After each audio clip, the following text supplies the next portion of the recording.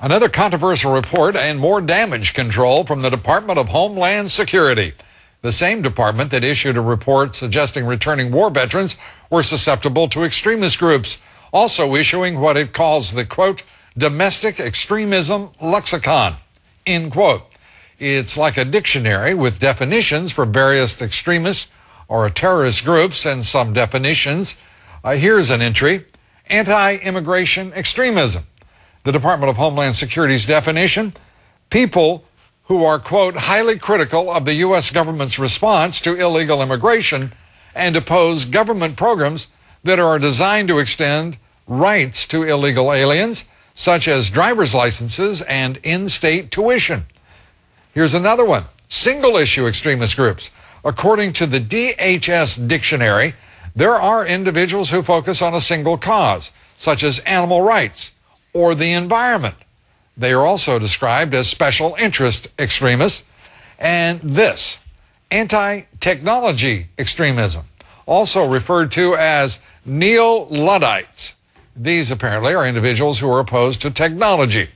A DHS spokesperson today told us the dictionary was not authorized, that it was recalled shortly after it was let out, and state and local law enforcement officials have been told to ignore it. Joining me now, Congressman Pete King, ranking member of the Homeland Security Committee. Congressman, great to see you. Thanks for being here. Thank you, Lou. Your reaction to this document? Lou, actually, it's very distressing. You know, you and I could have a lot of fun with this. We could show how ridiculous it is, how off-target it is. But the reality is the Department of Homeland Security is supposed to be defending us against another attack from Islamic terrorism. That's the reason this department was created. And yet, it appears to be the gang that can't shoot straight. And also, to me, it's missing its purpose. You went through all those different definitions of different type of extremists. Nowhere in that dictionary do you see the term Islamic extremist. So the department was set up primarily, let's face it, to protect us from another terrorist attack from Islamic terrorists, and yet they talk about everything but that.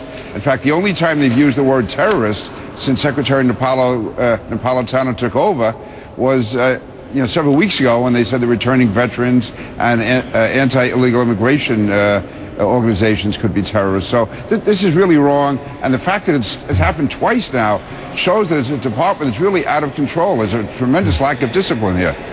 My reaction to this with two things. One is this document could have been produced by someone in China under Mao Zedong, or it could have been produced in the Nixon administration.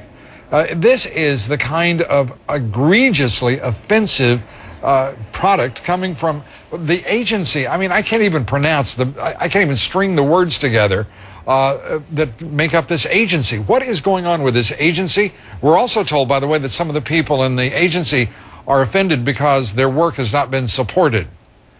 Yeah, well, too bad for them. The fact is that this, I believe, is a unit that's gotten out of control. By the way, the Civil Rights Unit within the Department of Homeland Security had been opposed to a number of these findings they made, and yet this unit was still able to get this report released. So this is something that, in all seriousness, Secretary Napolitano has to address. This seems to be a rogue element in the department. At least I hope it is. I hope this does not reflect the thinking of the department. And Lou, what you said is really important. I'm maybe more willing than you are to accept a strong federal role when it involves going after terrorists. But other than that, we have to be very, very careful of having the federal government getting involved in thought control. I mean, I really don't want the federal government to be determining whether or not a person who feels certain ways about the environment or about animals or about certain religious issues should be considered an extremist. That, to me, is a type of thought control, mind control, which is very dangerous. I think the department should be set up to target specific terrorist groups that are affiliated with overseas groups who are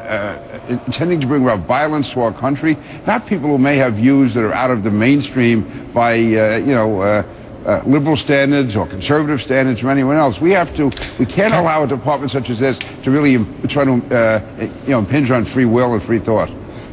Congressman, I assure you, I'm as prepared as you to use the federal resources to protect the American people at any time. The idea that this department has again committed what looks to be like it's beyond political correctness. This is to me, it appears to be absolutely agenda-driven, and with the complicit, if acquiescent, approval of Janet Napolitano. At some point, is she not to be held responsible for what is happening in this what is obviously a poorly guided, misguided agency? Lou, you're absolutely right. I mean, she called me 2 weeks ago to say they made a mistake on the first report.